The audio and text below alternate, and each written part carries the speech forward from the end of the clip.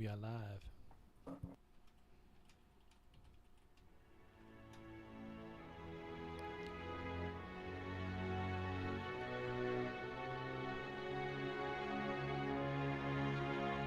Forget about what happened before. Forget about what you were told before. Forget about before at all. Now, just close your eyes and imagine. Thousands of players flying in space. With some of the best FCs. And battles beyond your imagination. With stories and experiences that will go down in history. Welcome to Echoes of New Eden Podcast.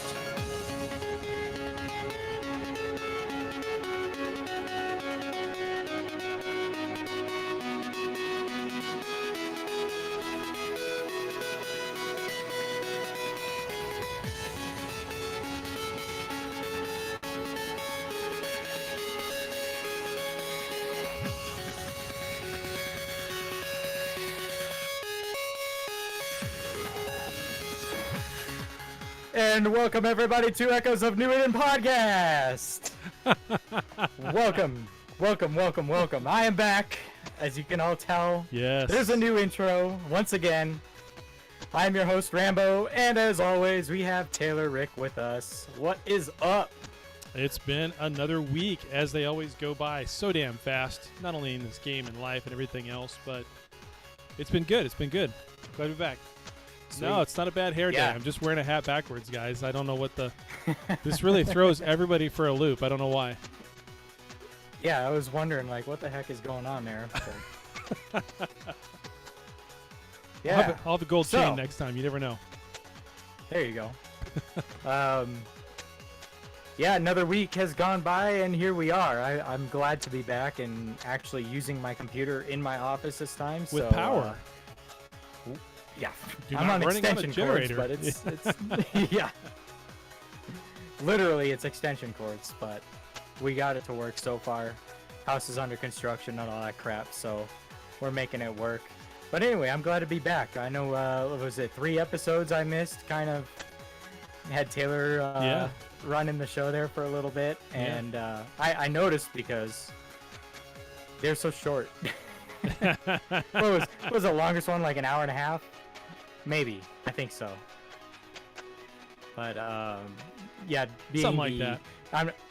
I'm not used to not being the person behind like all the sound effects and sound, all that stuff, and getting that stuff going. And so now I'm back at it. I'm like, today I had prepared everything super early.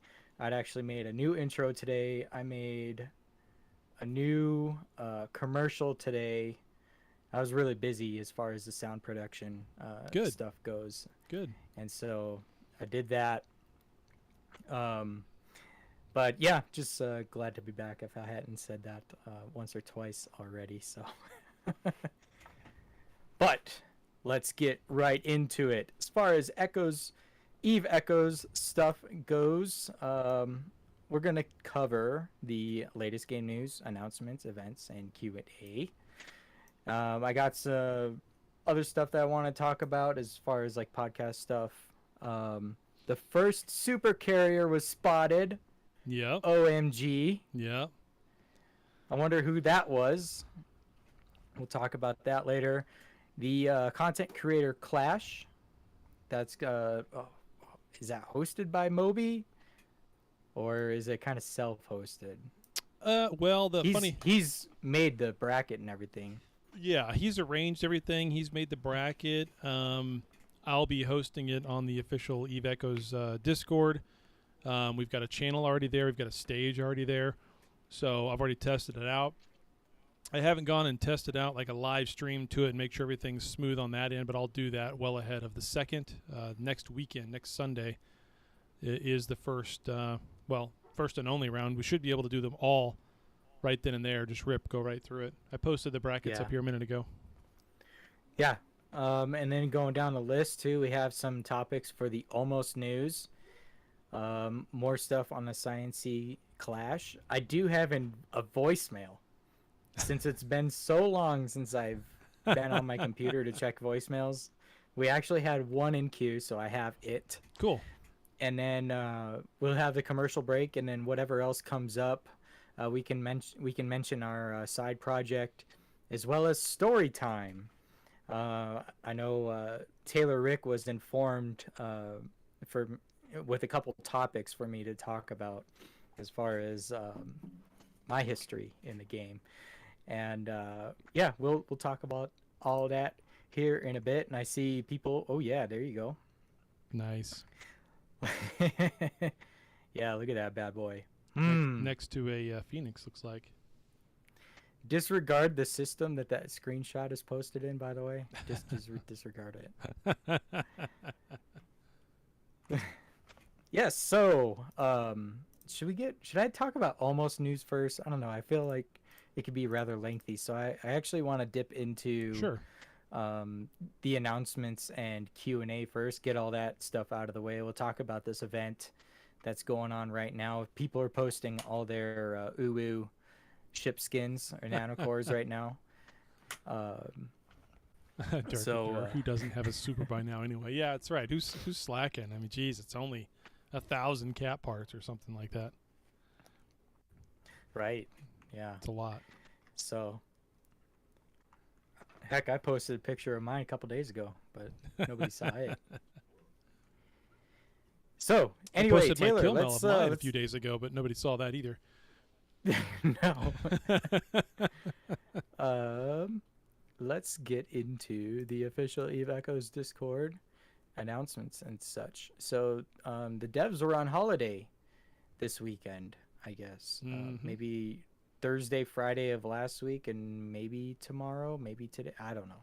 They're on some sort of holiday, so we haven't really been getting much from them. I know Carrie, she actually does work from home. You know, unlike the last few community managers where it's like, nope, office hours strict, cannot go onto Discord or anything. But right. Believe it or not, Carrie has told me, she's like, I'm at home now, about ready to eat dinner. I'll get back to you when I get back to the office. You know, stuff like that. And I'm like, okay, do your thing. Yep. Don't want to be too much of a bother. This new event had broke out. Welcome to the Star Beat. The tickets for the fascinating cosmic singer Star's concert will be soon on sale. Invite your friends to join us to enjoy the surprise group purchase price. Discount benefits are included. So yeah, that's the name of this latest event, Star Beat. And of course, we have the not so noticeable gamer girl as the backdrop of the game. Now, I have seen people complaining about that. They said, can we change the background of this game? Like, nope, you're going to be seeing this for the next 4 months. 3 months, 4 months. Maybe it'll last until the August update when they change the splash screen again. But it does take them a while to change that. Yeah, it does. Those usually stay up there for a while. I almost want to say it's about once a quarter that they change the splash screen. So Feels major like update. Feels like it. But they will for the Titans coming in August. So this will probably be the shortest one they ever do, because it'll be the 3-year anniversary. So they did all of that. They announced the Star Beat, and this goes from June 21st to July 12th. So, love it or hate it, it's going on right now. Then, the Corporation Clash contest is coming, and they posted here. It was the final round was X Corporation versus Cerebus CRB. Echo, CRB. And we do know the winner of this now, since this is a little bit older. X Corporation won it all. They took it home. Fun fact, they borrowed 2 of my Minakawas for that. So I was very happy that they won.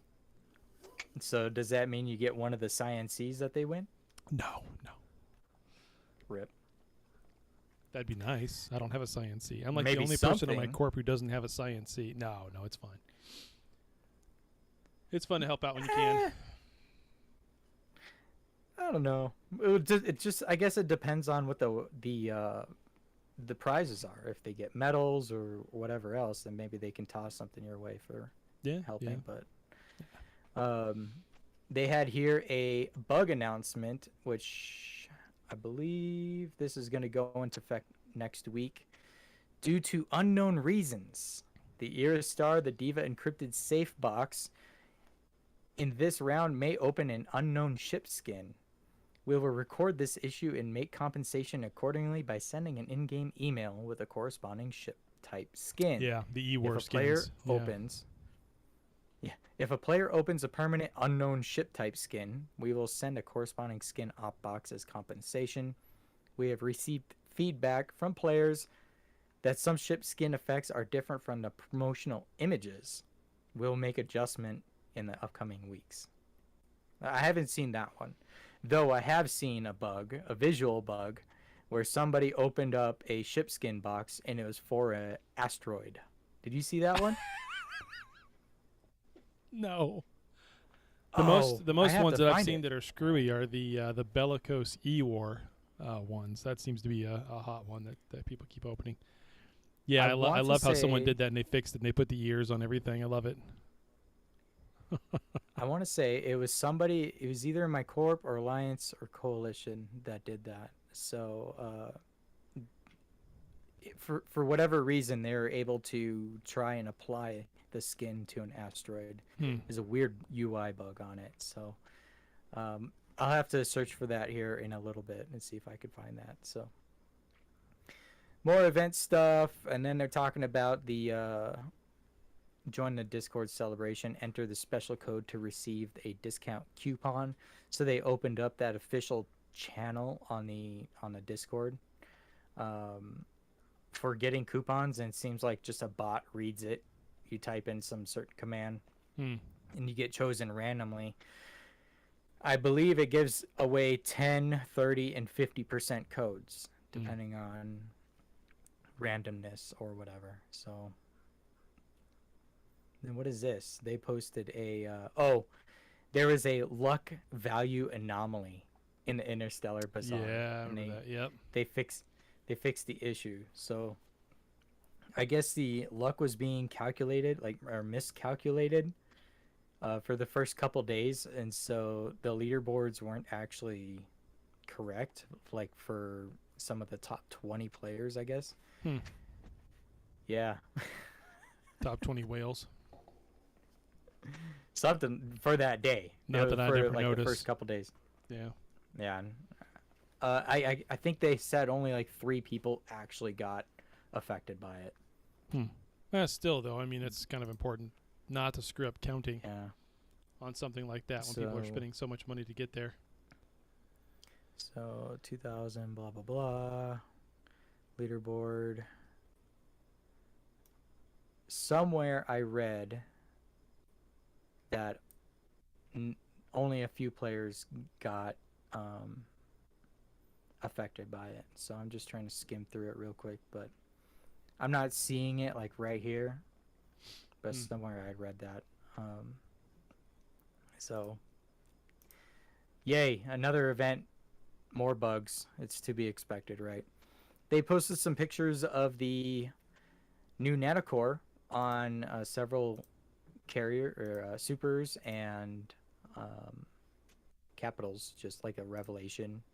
Looks like they have one on a Hell and on a Nyx right here, so looks pretty good. I like the core. I've heard mixed reactions on the core. Some people like it, some people hate it. It's kind of got this weird lava lamp effect to it on the back. Yeah, I wasn't really expecting that when they first introduced them, and then when you see them on the ships, it's kind of like, that's interesting. Yeah. Their stats aren't necessarily overwhelming either, but... So have you done any of these in-game missions for the event for the divas? No, I rarely, if ever, do any of those types of things because they're so nonsensical. They don't really add anything to the game at all. So I very rarely ever run those, and this one is no exception. I haven't ran it either. I've heard people tell me that the writing on it is about as bad as the Barbie movie. So Yeah, it's pretty bad. And after reading about 2 pages, I just found myself just clicking through the menus like, okay, let's just get this over with. yeah, Do the mission, jump 3 jumps, do the mission, jump 3 jumps, do the mission, just keep going at it. I want to at least to try to like get the medal from the event. I know in the last couple I haven't even participated in this type of stuff, but since the first day I did it, I've lost interest and haven't done it since. So yeah. it is what it is, right? They could do so much more with, like, even the shitty, like, they only have to change one thing. The shitty writing is one thing. I mean, all the weird things they do with it. The one thing that would make an event like this get more participation than anything would be that if when you ran those missions, you literally had to do them in some region in space, maybe a couple of 3 or 4 different random locations, all in nullsec though. Like, real PvP can happen while you're doing them. Some sort of decent reward for doing each one to make people want to go and risk it, Instead of just this weird haphazard thrown together thing. It's just, like you just said, it's just click as fast as you can get it done and move on. There's nothing to it. Who cares? Why bother? So, Yeah. Well, you get 7,500 skill points and a medal. whoop-de-doo. Yeah. All right, so we are. I know Not salty, are you? people posted. There was this. Somebody, I think it was it Dragon Viper? Put ears. Somebody put. Yeah, and the picture's already up ears. there. Yeah, it was Dragon Viper. Yeah, Victoria put the image up they there put already. ears on. They put cat ears on an APOC. Mm-hmm. Not my thing. I don't care if they add it to the game. I'm not gonna shit on it if they do add it to the game. It's not my thing. I'm not gonna do it. Yeah. Give me a chimney for a Nidhogger, please. Please. And snow on the top of it like it's a roof. And snow. Christmas lights. Hang some Christmas lights around it. That would be cool. That would be funny. Give them their cat ears. Give me some Christmas lights at least. Okay? I don't care. All right. We are ready for the Q&A if you get that fired up here. Q&A, I got it already pulled up, and it's right up there. 613 through 619. What is the rationale of designing items with completely different use, but with the same graphic? Melos comes in and says, hey there, thanks for bringing up the issue. Many icons were carried over from the early game testing period, and some were designed based on EVE Online icons. We will consider making some adjustments to the icons to make them more distinct from each other in the future. Which, it's been 3 years. You've added things to the game. You've changed some things to the game. If there's any icons that still have the exact... Are there any left that have the exact same image to them? I don't think there are. If there are, there's only 1 or 2. Yeah, they've changed a lot, especially with that UI update back in the day. And then since then, they've changed some icons too. Even some of them that were just similar, but not at the same, but they were kind of close, and they changed them anyway. Right. I feel like they've done an okay job about that. Only maybe in the last year, though. In the first 2 years, they just didn't care. And I got a glimpse of the UI from. I got a blast from the past the other day. Did you see that in my CEO channel? No. And MJD posted this in my CEO channel. Check this out as far as old UI. Posted in the on-air chat. Look at that. Yeah. This was the Battle of 8-Spin way back in the day, like in the second month of the game. And you can see I was targeted. And the Can You prototype, too. Yep. MJD sent that to me. He's like, here's a glimpse of the past. I'm like, oh, yeah. I remember that day. Crazy shit. But, yeah, I mean, like, dang, when I saw that, I'm like, dang, the UI has changed a lot. It really has, yeah. All right, next one. I don't know why they selected that question. That didn't seem like a real relevant big deal, but whatever. Some people have different tastes. It says, hello, implants balance seems to be tricky subject. On the one hand, balance adjustments impact often negatively players' investments to obtain levels and set implants. On the other hand, players are forced to develop and play weapons and associated ships they do not necessarily like. Focused laser for PvE, cannon sniping, or barrage for PvP, missiles for E-War, etc. Breaking implant weapon classification and replacing it with turrets, denomination for example, could be an ultimate balancing and fun way to go. Fly safe 07. I don't know what the heck he means by that. Breaking implant weapon. Yeah. Breaking implant weapon classification and replacing it with turrets denomination. Oh, as in what? I don't know. Yeah, I don't know how that would work. Anyway, Melos comes back and says, "Thank you for sharing your thoughts with us. Even though that what you suggested would give players more freedom, it would also make balancing the game more challenging due to the increased potential combination between implants and weapons, which make it harder to predict the effects of the balancing adjustments." Yeah, I don't think that makes any sense. I wouldn't want to have a focus crystal type effect on all turret types. That doesn't necessarily make sense to me, but I don't know. I like the current state of implants. I like the current state with GUs, and it doesn't matter what ship you're facing. You're never really quite sure what that ship is capable of. What level of implant they have, if they even have one, if it's if they're using any kind of an E-War to supplement that with GUs or not. Right? I mean, an RB2 Covops is now a really, really deadly ship, even to a battleship at this point. So it's, anyway, I like the current state of it. I'm hoping that the new implants that are coming in August, because there are two, I think, two more, not just one, two more coming.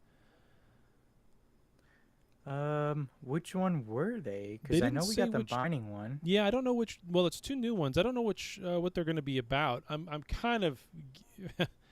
They probably will be more carrier-based or dreadnought-based for Titans and super carriers or carriers in general, but I'm kind of hoping they're not. I'm kind of hoping they're more of like just a odd out of left field E-War type of stuff.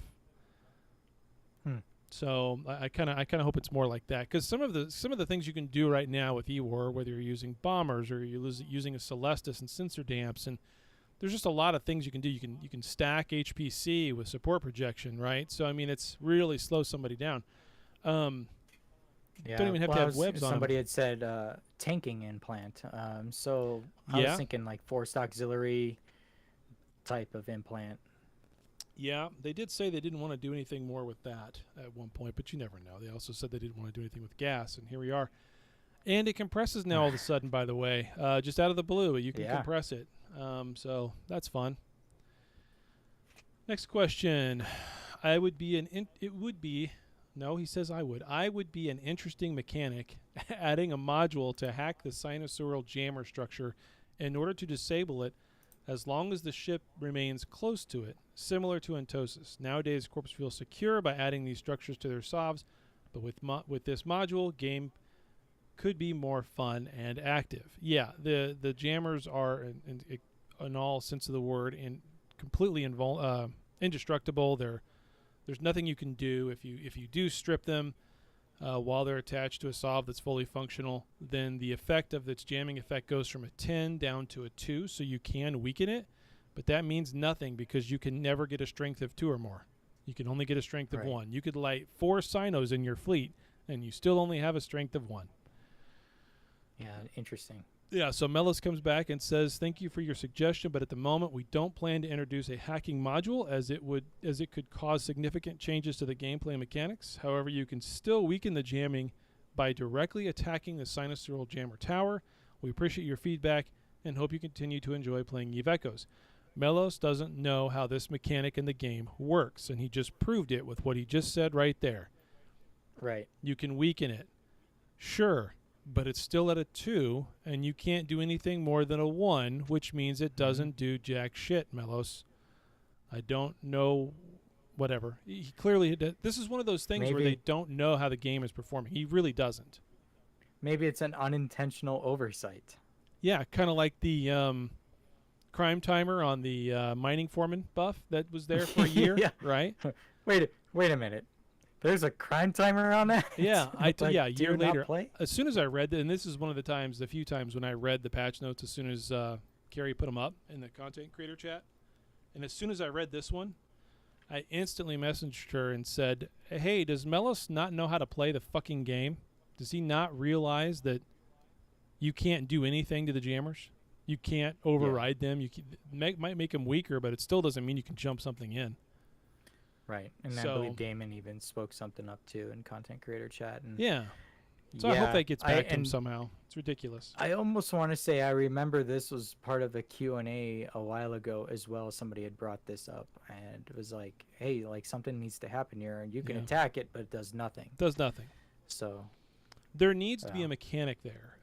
Not because I think it would bring more balance to the game, but because it would bring some imbalance and it would make things more interesting. You could literally be able to get somewhere that the enemy does not want you to get by being able to Mhm. take their jammer down. And it would really make things interesting. So, anyway. I mean, a 2-minute entosis on it to basically hack it. No, not necessarily an entosis, but Yeah. say like a 60 or 120-second Yeah. hacking procedure that you can do on it. You can't cloak, of course. You can sit Right. there, orbit, hope you don't get attacked or whatever. You know, maybe the defending party can react to that.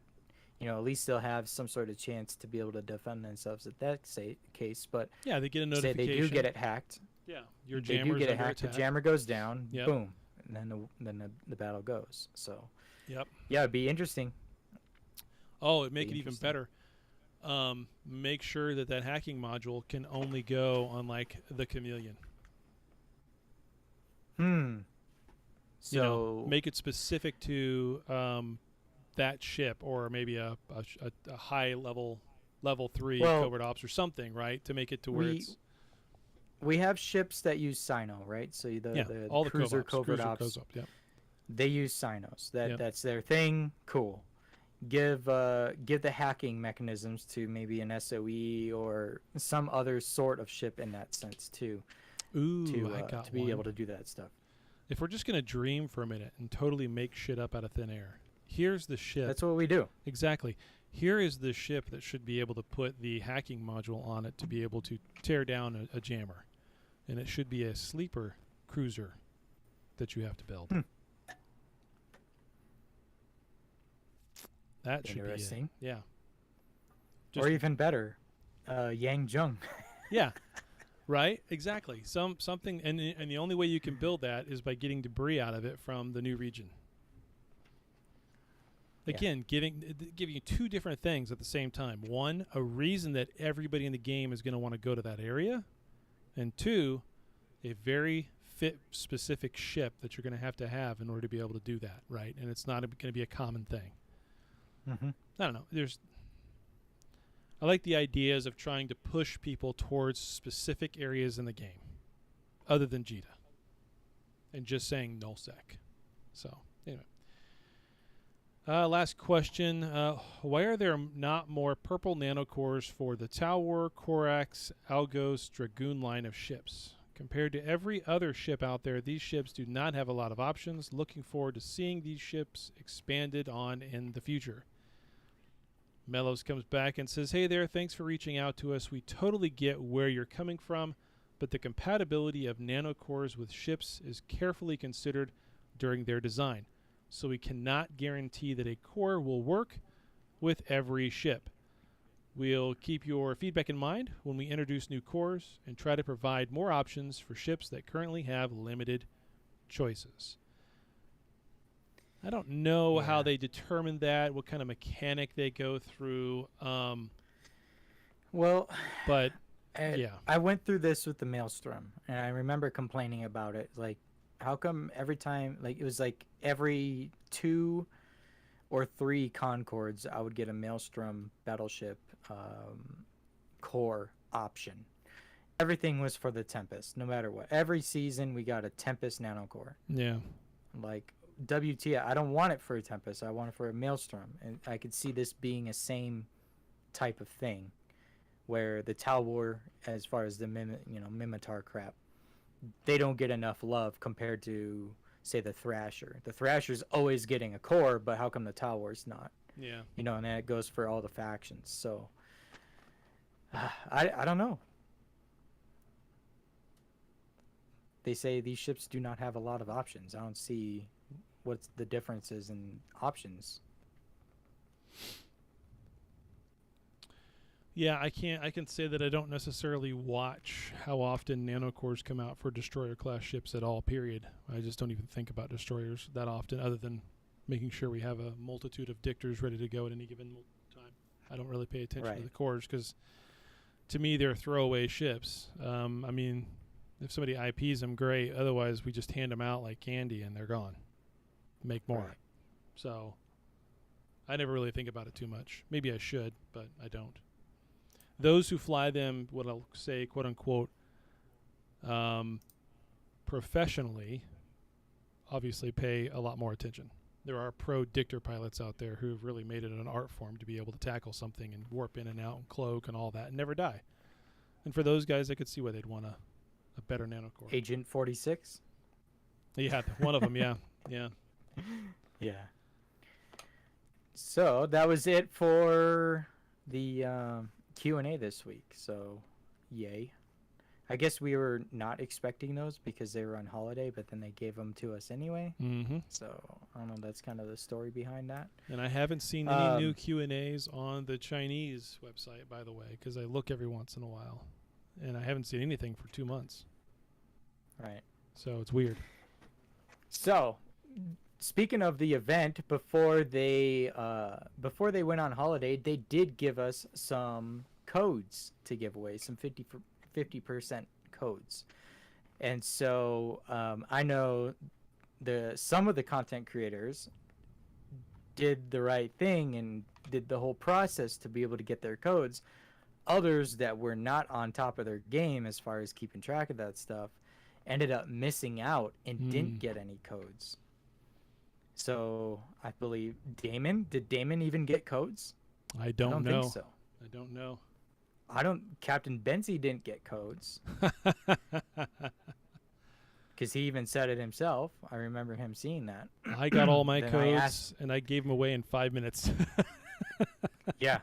I have people lined up in DMs for more codes. Mm-hmm. Like, I could easily give away another 50 codes.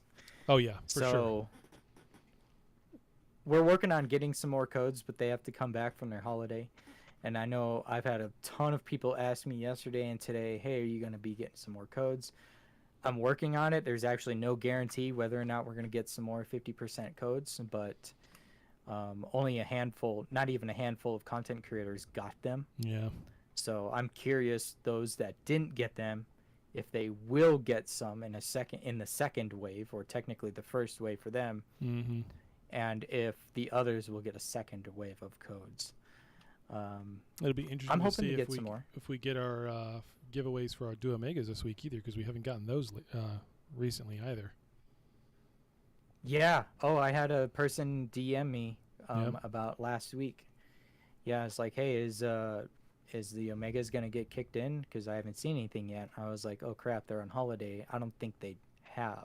Yeah, no, the ones from 2 weeks ago, I question. still haven't seen kick in either. Let alone more for us to hand out weekly. Half the time, this is kind of why I dislike giving those away, is because freaking you never know when they're going to get them. Yep. It's like, yeah, I could tell you you're going to get it. I have no idea when exactly. Could it be at the end of the week? Could it be next week? Could it be 2 weeks? Hey, you won Omega. Now you have to wait 2 weeks to get your prize. That's kind of BS if you ask me. And you have no notification of when you get it. There's nothing in game email-wise. Right. You just have to look at your stats and hope you recognize the difference of the 30 days that's added. It's kind of a joke. Yeah. So. It is what it is. But like I said, I hope to get some more codes to hopefully be able to give away, as well as you, Taylor, and whomever else as far as content creators, to be able to get some more codes, some 50% off codes. Yeah, by the some way. 50s would be good. We 50%. do know for sure we're going to get 30s and 15s, I think, or 30s and 10s during this event next Possibly. week with the because Mario got a bunch of them secured for the Content Creator Clash. So we'll be giving away those codes when we're doing that over on the server, the Eve server. I don't know how he got those, but he got Carrie to kick those in for him. Yeah, I don't know. So, moving on, I wanted to comment on, in the past couple weeks, I've been listening back to, you laugh. You're laughing already. I'm laughing already. Here it comes. Here's my critique, ladies and gentlemen. Rambo's back, and I'm No, going to no, get no, a no. critique. Yeah, I'm just gonna roast you for everything. Blah blah blah blah. Too short. Blah blah blah. Missed the monologue. No, but honestly, I think one thing that I realized not being part of like the intro and the monologue, I think the monologues of the episodes are some of the best part. Like literally the first 15 minutes of the shows are some of the best parts. And then, later on in the show, once you get after, game news or whatever else, it's like, damn, that was a pretty entertaining show. And I went back like 6 to 8 months and was listening to a few of those shows. Like I covered the Christmas songs and re-listened to all that stuff. Listened to some of the stuff from last year, some of the intros that I had. Dude, I've made over 25 intros. Mm. Does it seem like that many? No, it doesn't. Does it seem? It doesn't. That sounds like a lot. I'm sure as heck sounds like a lot, but I'm like, damn, is it really that many? And then I made another one today. Yep. That's like, well, shit. It's almost like once a month I make one. Lately, basically yeah. come down to it. Yeah. If we've been doing this live format for 2 years, it's once a month basically. I'm making a new one. So, some of them are a bit cheesier. Wait, we're not supposed to mute the intros. No, those are sometimes the best. I put so much time into the intros for people to mute them. But I was listening back, and some of them are like the comedy that I put into some of them and all that stuff, and then the discussions that we have toward the beginnings of the show really makes for a great open. So It does. during the last couple weeks when I wasn't on the show, I kind of missed that. I'm like, damn it, that's like no wonder, right? Every time I'm on, it's like we do that type of stuff and provide that entertainment and all that stuff to listeners, and I enjoy it. I don't know if everybody else does, but I certainly do. It is different when you got two guys. You can kind of sit and shit talk back and forth and those kinds of things. It's always interesting. When you don't have that and it's just one guy flying solo, then it's just me talking really fast for an hour and a half. So. Well, usually it's stuff that like, yeah, it has to do with the game, but it's like that experience that I had for that day. Like Merger King was the big one, right? Yeah. I had the story of I was getting booted off Discords and stuff and being accused as Merger King and from people that didn't know me. Like that whole conversation was hilarious, I want to do some impressions and all that crap. Yeah, it's just great entertainment. I make myself laugh when I listen back to these. I'm like, damn, if I laughed, I don't know if many other people did, but if you find it funny, that's all that matters. I find it free, dude. I make myself laugh all the time listening back to these shows. I'm like, damn, I hope more people got that joke because that was a good joke. So, yes, I like the it's beginning to look a lot like wartime. That was awesome. Yeah. I was thinking about playing the Christmas songs today on today's episode, but I was like, no, I'm going to keep it to Christmas time. Go back and listen to our December 22nd episode from last year. If you wanted to hear those, because there was those two Christmas songs during that. That was actually a really entertaining show on that one, as well as a good show. So as far as intros goes, I had so many commercials I didn't even have a count. and I have commercials in production that are unfinished. And so I wanted to cue them and play like my unfinished projects and stuff. I didn't think that would sound that great, so I kind of tossed that out because I wanted to clean out my computer, I guess, a little bit. Like I told you earlier this week, I'm like, man, I kind of want to do a clean out the computer segment and go through my unfinished projects and kind of give a hint as to what I actually do for this podcast. The way you worded this too in chat, it literally sounded like on the air you wanted to tell people how they can clean their computer. And all I'm thinking of was like, you're gonna like talk, you're gonna show everybody like a can of air or something. What the hell do you mean? I'm like, I'm totally freaking lost. This is how you clean your cache. That's right, soap and water. It's soap, yeah. So I have so many projects. I have so many commercials in the making that I couldn't put a name on them because they're in all these different folders and all this stuff, right? So there's that. Unfinished projects, unfinished songs. Mm-hmm. Okay, so I have an unfinished song that's actually fully rehearsed out and put to music. The thing is if I play it, it's going to be absolutely horrible. So if people want that earache, I could play it. Because it definitely needs polish. And I do not sing whatsoever. I cannot sing. I don't claim I can sing at all very well. But it was back when we did the Belt Battle Royale with Crimson King. And we had our shows on Thursday night. Yeah. And so I made a Are You Ready for some PvP song. Play it. People want to hear it? Play it. Do you want to hear it? Yeah, it's going to be terrible. It's totally kill our ears, but go ahead and play it. Okay. I'll load up the MP3. But it's based off that song from Hank Williams. Are You Ready for Football, right? Are You Ready for Some Football is based off that. I figured as much. Let me turn it down a little bit. Muting.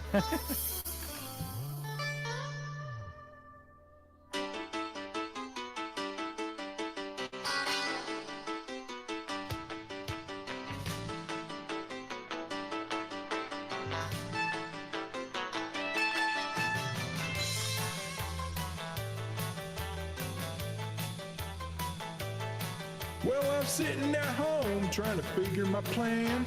Do you know how long I've been a Thursday night fan?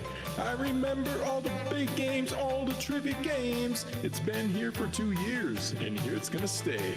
I gotta get ready, make everything right, 'cause Thursday night PvP is coming on tonight. Hey, are you a big fan? Do you want to party? We got Rambo, Taylor, and Crimson, and they getting this thing started. We got the teams on grid and they're ready to fight, 'cause all my rowdy friends are here for Thursday night. Evacos, that is.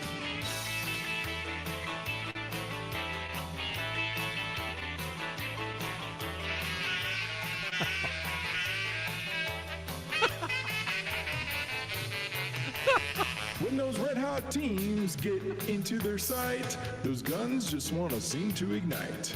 Now I know some players who are ready to blitz, and some big old shit is gonna be taking their licks. We got fans cheering like we are all over the world, flying up and down like fans in their ships. Nobody does PvP like EONE, that's why it's the only game for people like me. It's just missing a wink right there from you and a pointed finger. For some PvP? A Thursday night party? Hey, hey, this is Rockin' Rambo, ready to get the good times started. You gotta lock 'em, you gotta knock 'em, you gotta get the pop mods right, 'cause all my rowdy friends are here for Thursday night. Yes, everybody's a fan. Hey, this is the biggest party, man. We got Rambo, Taylor, and Crimson. They really got it started. Week after week, when the timing is right, all my rowdy friends are here on Thursday night. That's right. See, I told you it was horrible. That's the best line right there. Rambo listened to this a few weeks ago, and his wife cut the power lines from it. Yeah, I know it was bad. That's kind of part of the joke behind it. It was like that. It's no wonder it's got scrapped because it's like, gosh, this is just horrible, and so it never actually made release. And so when I was going through my projects today, it was actually to that point. I was like, screw it. If they want to hear it, we'll play it. If they don't, whatever it is. It's basically just trash. I do have this other one too here. Oh man, This one. What? No, go. You said another one. Go for it. I'm This is just a short clip, but I had this one in the making too. My shit bad, my shit good, my shit do stuff that your shit wish it could. My shit bad, my shit good, my shit do stuff that your shit wish it could. You're laughing. Better than yours. My shit bad, better than yours. That's not bad. That's not bad. My shit bad, my shit good, my shit do better than yours wish it could. Yeah, that one I think we could actually do. Yeah, that's not bad. That's not bad.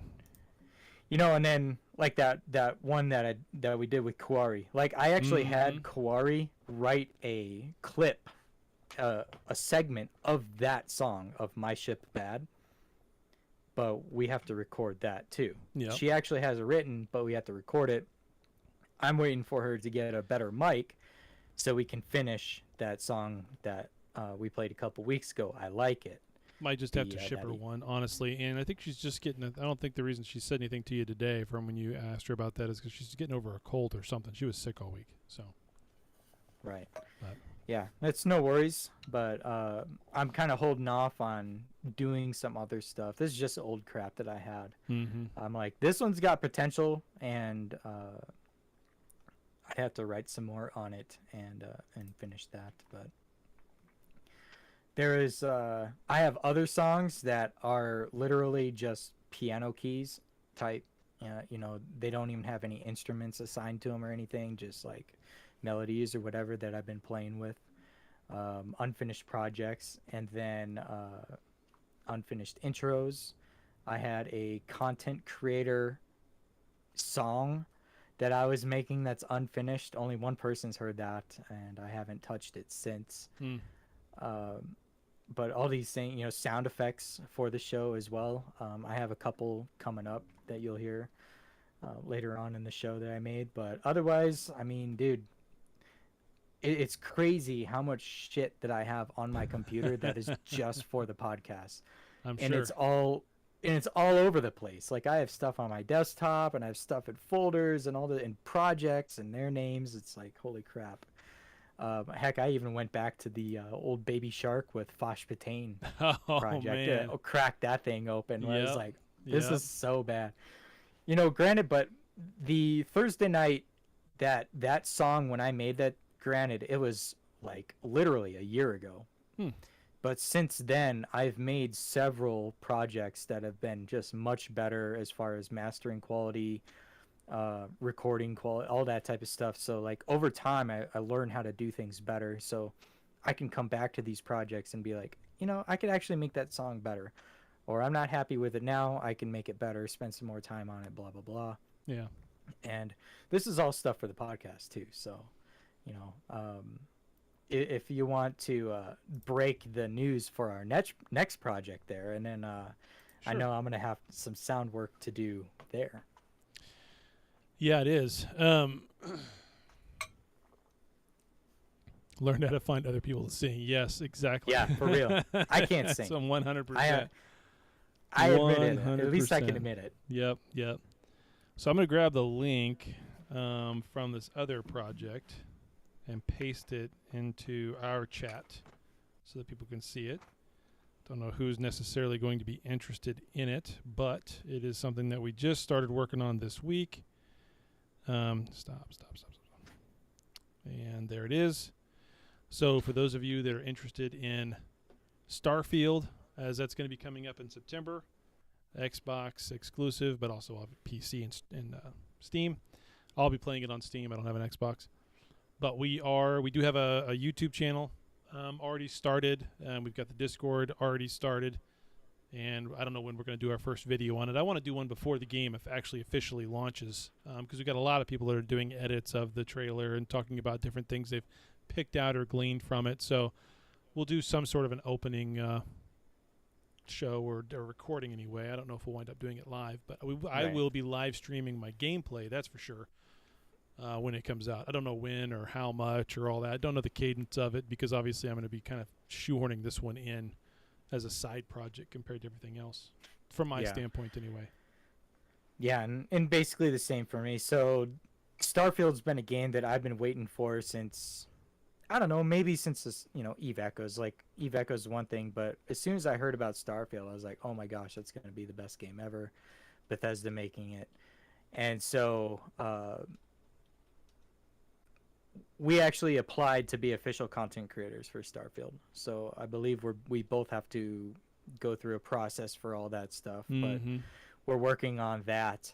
And so we got a Discord, we got a name, we got a YouTube channel. Everything is all set up. Even if we don't become Bethesda sponsored official content creators for them, we can still make content for that game in which we want to do. We're going to do that as a duo, just like we do this show, and talk about it and everything as far as that goes. News or announcements, gameplay, tips, tricks. I mean, mods, all the you name it. Mods. Especially if we're playing on PC, we can cover that type of stuff, and there'll be a lot of it. It's going to be exciting. Yeah, I mean, they're opening it up for modification. September 2nd, I believe, is early access. September 6th is the full launch, something like that. Yeah. So if we get official CCs, we'll have early access. Actually, I already have early access because I pre-ordered for Xbox. I pre-ordered their highest level bundle, and so I have all that, and I got early access on Xbox. Whether or not I'll get it on PC is to be determined, but this is going to be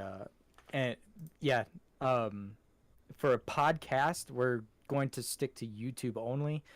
Like I told Taylor the other day, I'm not paying for another podcast. Yeah. Because believe it or not, I have to pay for this service to be able to upload the amount of hours that we do and all this type of stuff. So yeah, it's going to be YouTube only, streaming, video, all that type of stuff. So I know I'm going to be writing or at least brainstorming and writing some sort of intro for that when that time gets closer. But it'll be a cool project. I don't think it'll take too much time away from Eve Echoes as far as that playtime anyway, because it's very, it's like, I mean, between you and I, we have stuff to do. We log in, we have shit to do, but maybe other pilots don't feel as inclined to log into Eve Echoes every day, and so then they could play other games, right? Other games, what are those? Other games. What do you mean, Slippy? But I wish it had ship what? I don't understand what that means. Flying. It does. What do you mean? There's space combat. Other games don't exist. Yeah, that's how the way I've felt for the last 3 years, Latour. Like, there is only one game, and it's Eve. Eve Echo specifically. Like, that's it. Haven't played any other games for anything. I mean, the only other game I've been playing at all ever is every once in a while I put some new little stupid, don't need a Wi-Fi connection while I'm on the plane type of game, and that's it. And then I just delete them after a week because I get bored and move on to a different one. So, yeah, it is a full universe, but it doesn't have everybody on the same server, right? It's your own thing. It's kind of like single player. Yeah, it's single player. It's not multiplayer. So, I wish it was multiplayer as well. That would make things really spicy. But we'll see if they ever do anything somehow different with that. But well, I know we're on the topic of a different game and all that, but I was telling my wife, I said, Bethesda, they dipped into the whole multiplier thing when Fallout 76 came and they implemented that type of system. And it wasn't really favored. Now, Fallout 76 as a standalone single-player game, I think, was actually really good, comparable to Fallout 4, Fallout 3. I didn't need other people around to bomb my base or whatever else, or do dungeons or whatever with. I don't need that. I am perfectly happy with just being put into the world, like, similar to Skyrim. just go and do your own thing and play with the NPCs and all that type of stuff. Like, I'm fine with that. Some people, they want more. I know she was saying something about ESO, but ESO is ZeniMax, not just Bethesda. And so they made Elder Scrolls Online, and that is a multiplayer game, MMO, but it's ZeniMax doing that. It's not necessarily Bethesda. So this is a Bethesda game. It's going to be Bethesda mechanics and Bethesda glitches and all that type of stuff, I'm sure. Yeah.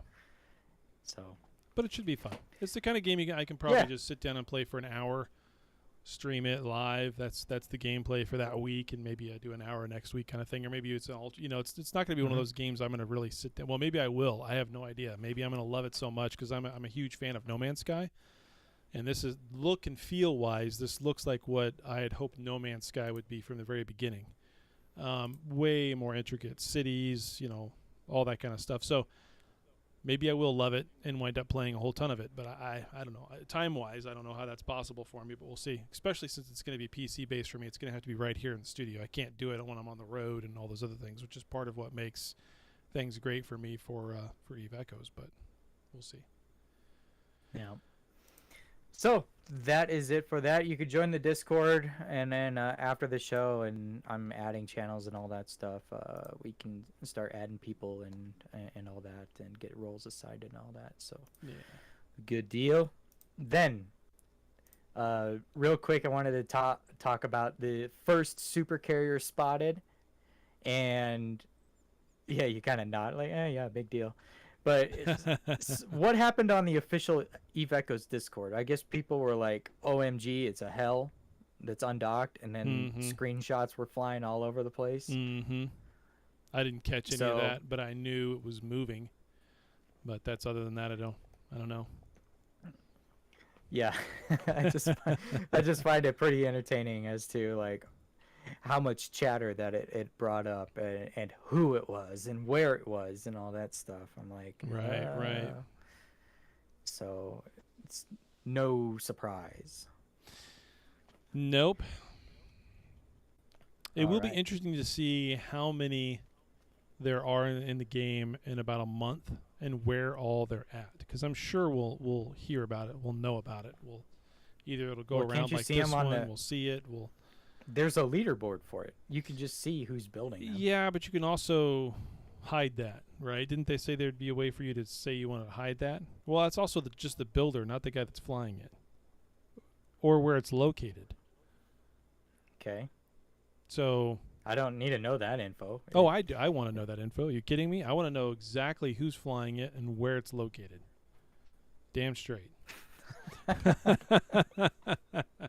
How could you not?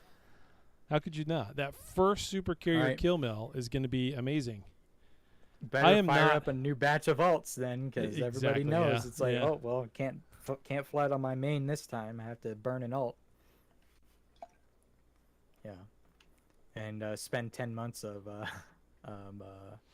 training capital. Oh, I don't think it's going to be next weekend. It'll be somebody trying to farm in AOA space. It'll probably be an AOA character, somebody farming in it, and they'll die. That's my guess. Yeah, we'll see. It'll be a Care Bears with Guns tune. Probably. Trying to solo a CTI. Hey, I've done that on the Fulmination server. So,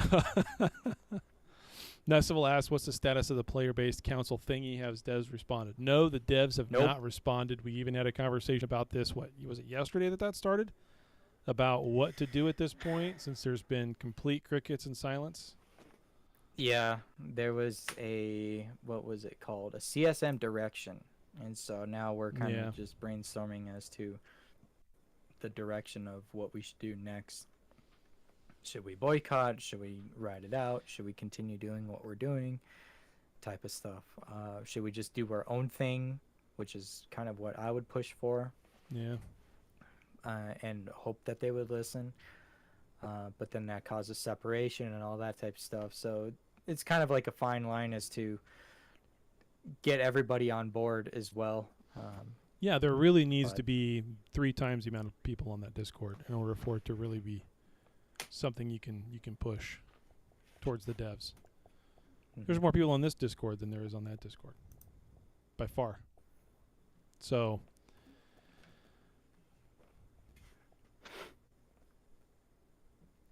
Dun dun dun.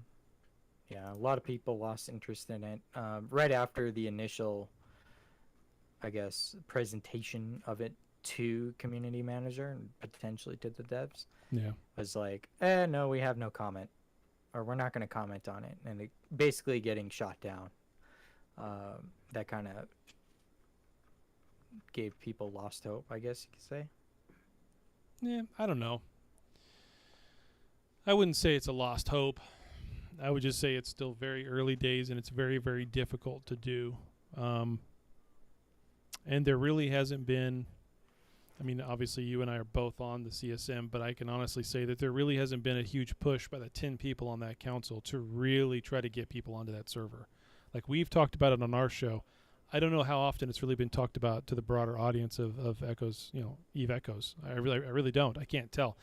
It's not to say that there aren't people over there on the council that are actually trying and actively putting in some comments and thinking up different ways to do things every day. I can think of like 3 outside of the 2 of us that do that every day. They're there every day. OC Can't Stop is one of them. He Bebop lives on Discord. Yep. So I mean, there's a few that are constantly active and trying to push things along. But then the other half of the CSM board is just totally not even. Like I don't even know who they are anymore because they don't talk, they don't put anything in there, they don't interact. So they don't make content for this game. All this. They don't do anything. Yeah. So it's very exactly. So it's very difficult to really you're supposed to have a 10-man team and really there's only 5 or so that are. Right. Yeah, half of them are totally AFK. You're right. Basically. Yeah. So. Yeah, so Nestful, if that answered your question.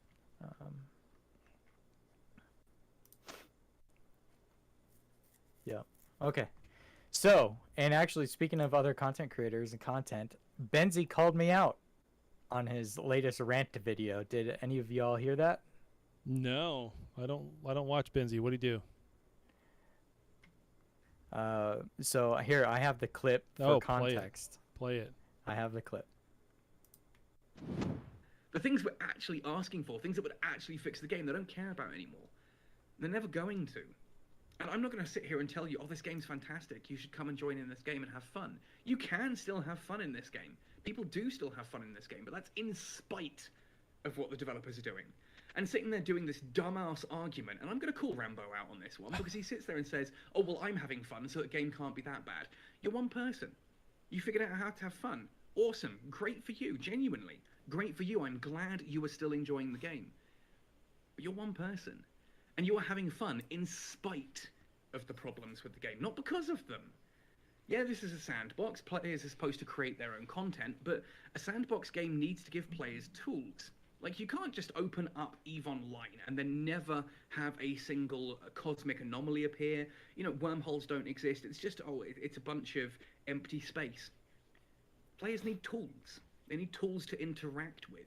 And Echoes has incredibly limited tools. Your number one tool in Echoes is your credit card. That's what NetEase want you to use. This isn't a sandbox anymore. It's a theme park.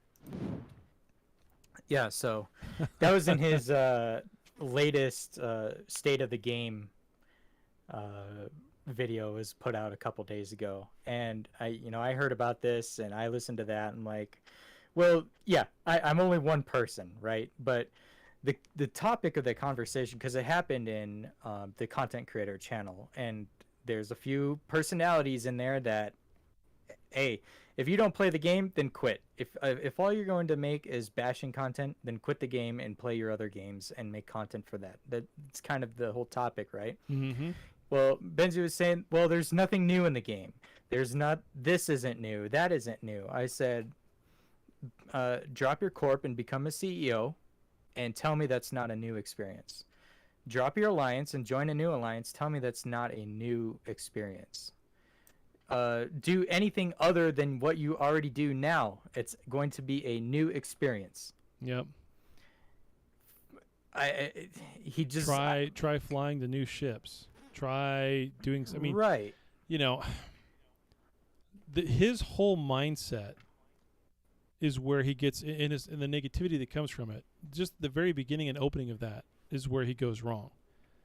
Because he starts it off by saying that because they haven't implemented these one or two things that I've been asking for 3 years, there's nothing new. Because they didn't release destroyers, but they released cruisers, there's no small ship content. Because I can't get into a Moa Guardian and solo a T6 Anom and make 4 billion doing it, there's nothing new in the game. There's no tools in the game. Because they haven't given me what I want, there's nothing new. There's so much new shit in this game this year that is hard to keep up with, and it's been fast all year long.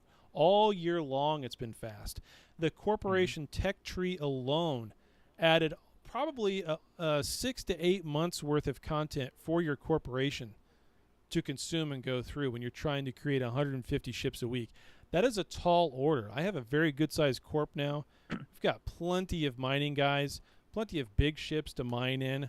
And we have a hard time keeping up with that 150 ship order every single week to eat it. On top of other things that we're doing, obviously. But, I mean, yeah, you're still trying to build capitals. You're still trying to do all this stuff. You're still trying to rat. You're still trying to do the CN Dead. You're trying to do the new CTRs. But you're still also mining your ass off to build 150 ships every single week on top of whatever your current player base wants, right? Indie is totally going nuts. There's more indie than anybody could handle right now. Now, can indie make billions off of doing that? No, you're giving away 150 ships every week to Concord, right, for your corp tech points. So, yeah, it's just so narrow-minded thinking. He wants wormholes in Eve Echoes. He doesn't get it. He wants to be able to do abyssal space in Eve Echoes using T6 type cruisers. He doesn't get it. Therefore, I'm not enjoying the game. Therefore, it must suck. Therefore, because of the things they are putting out that you can use a credit card to get pretty quickly, it's bad. You don't have to use a credit card to get any of that. You can just do standard Omega for $5 a month and still have a hell of a time with this game. I have 3 characters like that. 3 of my 6 characters are standard Omega, $5 a month, slow roll skilling. Only one of them's T10, one's T9, one's T7 that I just started like 2 weeks ago, and he's already in a retriever a week and a half away from being in a procure. Kind of pisses me off considering how much time I took to get that the first time around back in the beginning of the day. But satellite miners. Exactly. But just one extra miner to roll, but it's quickly progressing, and I've spent $5 a month on it. That is it. Yeah. So, well, that whole conversation though is new. There's no new content. There's no new this, new there's that. There's lots new of this. new content. There's that. There's stuff that he doesn't acknowledge as new. Yeah. But then there's also different aspects of the game that would be new to him had he had tried them, right? Right. So that's why I said become a CEO and tell me you don't have something to do. He logs in, he says I have nothing to do. Okay. Well, I don't have you're that problem. Boring, uncreative person then. I'm sorry. It does take a little bit of creativity, right? It really does. Because it's a sandbox. There's so much that you can do. Sometimes it feels like there's nothing you can do, right? There's so much you can do. Now, granted, maybe some of it you don't find fun. I don't find ratting normal anomalies fun. It's like mind-bendingly boring. But I do it. You have to do it, right? So I do it while watching TV. Yeah, I do mining while watching Netflix, those kinds of things. True. So, yeah. Or talking on Discord with everybody while we're screwing around. Yeah. So, but my point to that was though, okay, granted there's new content and there's that stuff, but then there's new experiences, and it's the experiences that differ. And I can compare this with corporations that do their recruiting. I think something was brought up as like, you change corps and it's a new experience. He's like, no, it's just a corp, it's just a game, it's just this and that. I'm like, no, your experience is different. So in recruiting, you don't get the same person behind the screen every time. Every time you recruit a new player to your corporation, it's a different experience. There's different questions, there's different answers to provide them, and vice versa, all that stuff. It's like each person has a unique experience into something new that they're trying out. If they don't like it, they can go to another corp and be like, oh hey, this is new to me, try that new experience. If they like, if it's for them, cool. If it's not, then they move on, right? So I'm trying to get that, like, there's plenty of new stuff to go around that he's just deciding to not do for whatever reason. I get it. You don't want to leave your corp, blah, blah, blah. I get it. You want to get your blood pressure raised and get yourself excited, Benzie, because I know you're listening to this because you just love us so much. Go and get your first carrier. Grind for that carrier for 2 months or however long it takes you. Get in that carrier and go solo PvP it with you and your Sino. That'll get your blood going. If you're not excited by doing that on the seat of your pants about to die, like... Or talk about adrenaline rush or a Rourke with a blue or red mod on it. Yeah. With a newt incoming 6 jumps away. Yeah. No, I Talk agree, about Jay. experience. I agree, JD. Talk about blue tackle. Anybody trying to solo a carrier right now is going to die so fast it's not even funny. But so I see permission to shoot tail Rick. exactly. Oh, hey, there's Damon. I asked him. I said, "What, the CTRs aren't new?" I'm like, "They just added those last week or whatever, right?" So, that's new but content. that's not small ship content. I can just hear him crying right now. And the whole thing about yes, I have fun. It's like I log in, I make the game fun. I don't log in and spite, be like, oh, this game frickin' sucks. I'm logging in. I'd have to collect my planetary. This is inconvenient. Blah, blah, blah. I don't say that. It's because I just don't have that mentality to just... No. Yeah, collecting planetary is boring. Ratting normal anoms is boring. Mining is boring, yes, but people do it. But it's I don't also look different at it that way. It's also different. You have to keep in mind, all right? You and I have a very different experience than the average player of Eve Echoes, because for us, having our corpse, and Cleo can attest to this, and JD can attest to this, and the other CEOs that are listening to this can attest to this, you've got a family. You've got a group of people. Yeah, all 2 of you and mate, right, JD?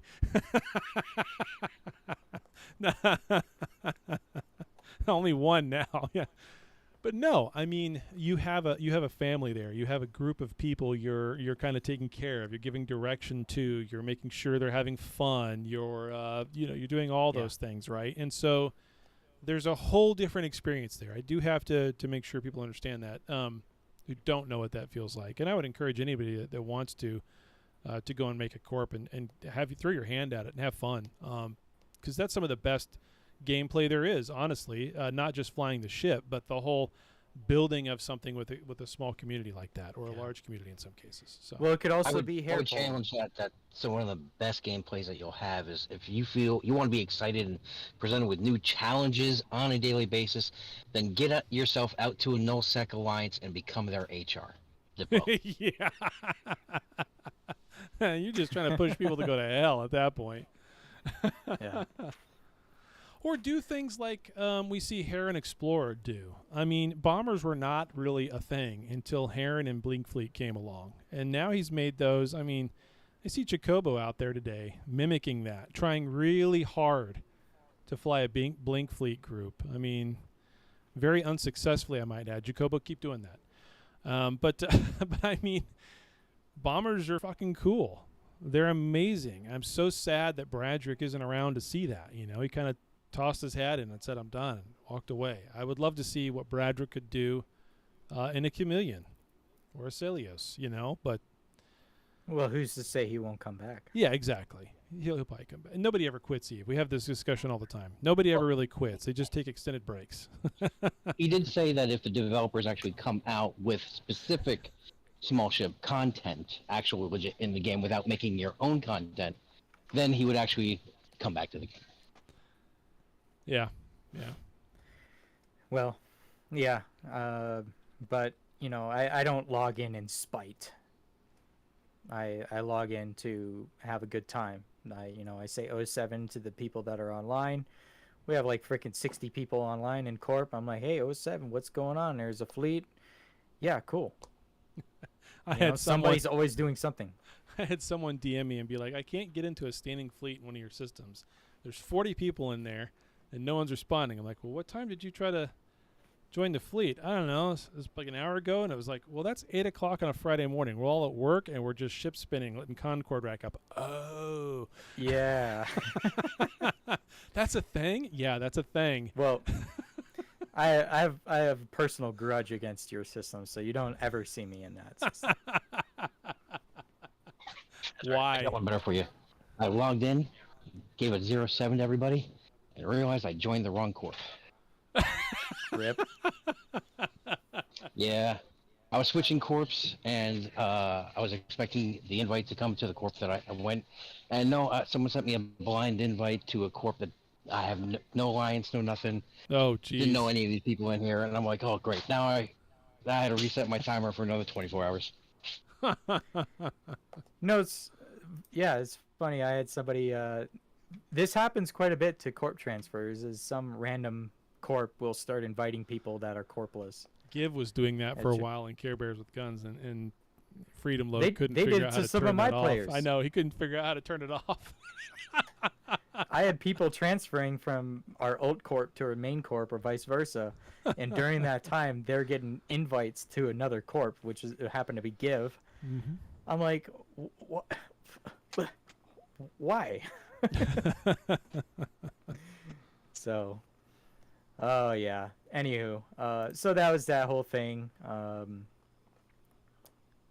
really have much else to say about that. Oh, there's that toward the end there, Benzu was saying about people. The only content people get is with their credit card or something similar like that. I don't really necessarily agree with that. People say pay to win when it's more pay to get. You pay to get faster. It's not pay to win. You're not winning anything. You're getting it faster. All of that You can stuff get it you without can get. swiping. Exactly. It just takes longer. Yeah. So they pay to look sexy. Exactly. They pay to get the stuff that they want. Mm-hmm. Well, yeah, and Slippy makes How good is that? points. You can kill a bunch of caps without even paying a single cent. You just need to do something. Yeah. Yep. Hey, It that takes might be a time. new experience, and that is forbidden. It takes time. No new experiences. Okay, how do you kill a cap and not try something new? Yeah. You wait Cap for them killing's to fun. go AFK in high sec on their way to Jita or something in a Cyan C. And you just sit there and wait. They're going to come to you like fishing. They're going to come to you. You're just going to fish yourself a kill mail on a Cyan C in high sec. Is that how that works? Or you actually have to go and do something. I have to actually go and do something. That's amazing. Mm-hmm. You know what? I might just quit this game because I actually have to do something. Yeah. Do you have to actually play in order to play the game? God dang it, I have to log in to contract somebody. Damn it. Oh, I hope Yep. for Wardex Nessival. I know all of those sciences in high sec. Oh my god. Oh, just Literally. imagine the bling kill mails that are in Man. high sec. Yep. Of Yep. 300, maybe 400 billion ISK mocks Oh yeah. integrated to the max, X types, A types flying around. All of that stuff is hiding in high sec. Yep. Virtual PG won't have anywhere to run because he fucking stays in high sec. His X type revelation gone. Yep. Yeah. Yeah, Wardex, man. It'd be crazy. It would be crazy. So, on top of that, I have another audio clip, and this is actually a voicemail that we got Oh in yeah. the middle of last month. It's been that long since I fired up my computer to actually retrieve the voicemail. But we do have a voicemail. It did come with a question, so here it is. All right. Hey boys, Rushner here. Long time no talk. Just thought I'd call and say hey. As always, enjoy the podcast and keep listening to you guys. I do have a question for you guys. What is your beer of choice or drink of choice that you like to take out on roams? I would love to hear your opinion. Also, Taylor, next time you're in town, Charlotte over here, I don't know if you like craft beer or not, but we have a great brewery, Catawba Brewing. Great beer, White Zombie, White Lager. Highly recommended out here if you come back to the Carolinas. Anyways, hope you guys have a great show. Have a good one. Bye. Well, shit. I was in Charlotte all week this week. I had dinner with dinner with Bacon, a guy in my corp, who's my fax pilot as well as a few other things. Yeah, that's too bad. Next time I get out there, I'll make mention of it on the show ahead of time, and then get reminded of that. That sounds good. So thank you for the voicemail. Yeah, thanks. But yeah, what's your? I don't know. I consider myself trained on a lot of beers. I've drank a lot of different types of beers. If I were to drink for something that I like rather than just to get wasted, it would be like a light beer, German whites. I don't really do IPAs. As far as hard liquor goes, heck, I could do any of that stuff. But as far as beers go, I don't know. I kind of prefer the lights. Budweiser Zero. Oh, Lord. I'm not all about the 0 calorie. I don't drink anything. I don't drink beer really per se, other than like if you consider Corona a beer, but that's not. Yeah, I mean. Oh, dude, those new monsters, the alcoholic monster. What do they call them? Yeah. Beasts. I still have yet to try those. I want to try those. Nah, I haven't tried those either. But it's like a Corona or a Heineken, and then if I really want to go, I'll do the vanilla rum and Dr. Pepper. Yeah, oh yeah, I have a lime. Long Island iced teas are pretty dangerous. Yeah. I enjoy pina coladas by the pool. If Nihilus is listening, pina. Thinking when I was at his house last, I was like, "Where's the pina coladas? I could go for one." Yeah, the favorite fancy drink is an old fashioned for me. I got a buddy that owns a bar right here in Lee Summit, downtown Lee Summit, about 10 minutes from the house, and they make the best old fashions ever. It's got the smoke in it, it comes with the card over the top, and that's the best. That's the best fancy drink I've ever had. Bob's your uncle. There you go. Schlitz malt liquor. But in often I go to breweries and I basically just try whatever they have. It could be some random name, like I think there's a brewery in Winslow called the Relic, and they have a beer that's called Blueberry or Blue Van. It's like a blueberry beer. It's actually pretty good. So like, I'll try stuff like that. There's a whole bunch of breweries, microbreweries down in downtown Kansas City in the Crossroads district, kind of by where, the roastery, the coffee guys, and then there's, what's the name of that other place? It's a big brewery now. They've grown huge, but they're on the the west side of the Crossroads as well. And all these other microbreweries kind of grew out of it. And so me and a couple of guys, we used to go down there every once in a while and try them. And I think like the third time I went down there to do that, I said I'm done. When I had this beer that had there's 16 different types of their beer that they brewed, and they all had coffee in it. And I had a drink of one and was like, I'm going to throw up. It's time to leave. You guys have just ruined all this craft bullshit for me. Going back to my Corona, my Heineken. Peace out. I've never been back. That's like 4 years ago. It was pre-pandemic. Last time I was down there. I just don't do that anymore. So just don't do that. Yeah. But I mean, what the guy was saying in the voicemail as far as stuff out in Charlotte, yeah, I'll give it a try. I mean, I'm not a picky person when it comes to food. I'm not a picky person when it comes to trying different drinks and all that. I'll try everything once. Whether it fits within my palate at that point is a whole nother story, but. Dude, when I went to California, believe it or not, I went to I had to go to California for work training at my last job quite a bit. But I would go to Dave and Buster's and just hit up their bar and just watch sports, play the arcade, whatever, get wasted at Dave and Buster's. And they had those outdoor malls too, so there's shit to do while buzzed. And it was actually a good experience. And it's like, I'm not picky on any of that. Like, I'll go anywhere to have a drink. I don't care about that. With the people I'm with or anything, and just there to have a good time. But as far as the question goes, like, what's your favorite beer? I don't really have one. I like a wide range of stuff. There's stuff that I prefer over the others, but I'm always up for trying something new as well. So. Yeah. And Taylor, when are you coming out to Arizona again? Like, WTF? We need to meet up here. Yeah, I know. Soon, one of these days. If it has to be at Nihilist's house, we'll have to come down for a weekend and all that stuff. Yeah, we'll figure it Like, out. we can do that. We'll figure it out. I don't really know. Between now and second week of September, I'm going to be in Chicago for a large trade show. And in between now and then, I'm going to be everywhere from Florida for vacation to Colorado, Texas, California. Yeah, and then Chicago. Yeah, so, I mean, I'm going to be all over the place. That's All right. 4 different places. You heard it already. here, folks. Taylor has the tour schedule. He'll note it down on his tour, the places that he will be, and see if you can meet up with him. If he gets over here on the Jersey coast, on the shore, Yeah, I'll definitely meet him up for a beer. yeah, we'll see. I'll tell you what, Taylor definitely tours a lot more than I do. I'm Arizona local. That's basically it. Unless I travel the country for whatever reason. Like the last time I traveled the country, I went to Virginia. I met a coworker.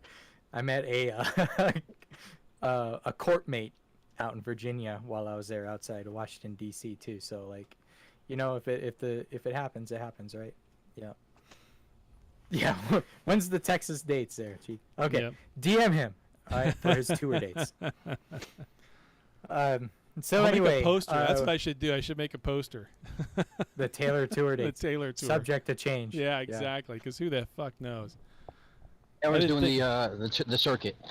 Yeah, I didn't think I was going to be in All right, Charlotte guys. the entire week, but I was. So I'm going to cut to a commercial break, and then we'll get to story time. People wanted story time. We'll get back to that here in a bit.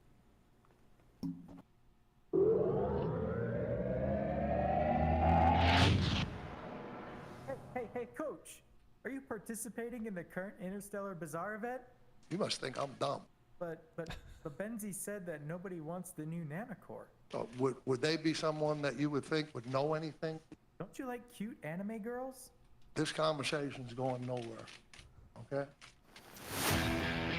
Echoes of New Eden, official podcast of Eve Echoes.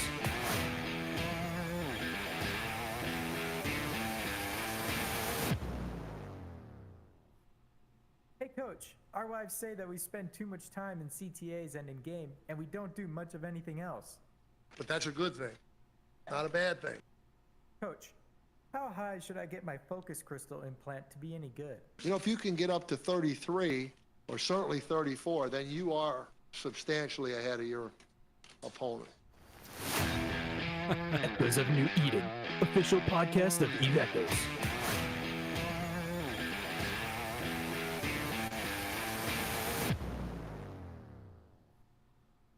Hey, Coach, what's your stance on the new recruits and blue tackle? If you don't have a guy on him, he'll hurt you bad. I mean, real bad. Hey, Coach, I like Eve Echoes. Well, it's really not a question. Do you know who Rambo is?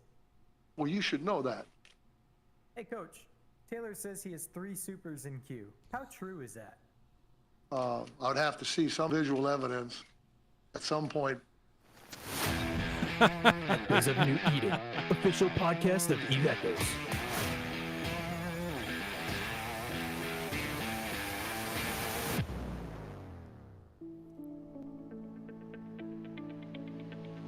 At New Eden Black Market, we don't just sell random stuff. We sell New Eden. Mods, ships, faction, or just getting together with some old friends. It's a market where every player knows your name and encourages shoot on sight. It's a parade into nullsec with PvPers cheering as their courtmates industry get outsourced to botting alliances to have their ships built. It's a slow motion shot of your courtmates ratting in space, ignoring dead nullsec and getting ganked by some random pirate corp, just as you watch them die in the latest server war. Your future burns bright, especially if you have enough plex to maintain insurance costs while your courtmates quit the game for expensive losses. We know New Eden is hurting. We're in this together, which is why we want some people to quit the game, for the better. New Eden Black Market. We will sell you anything.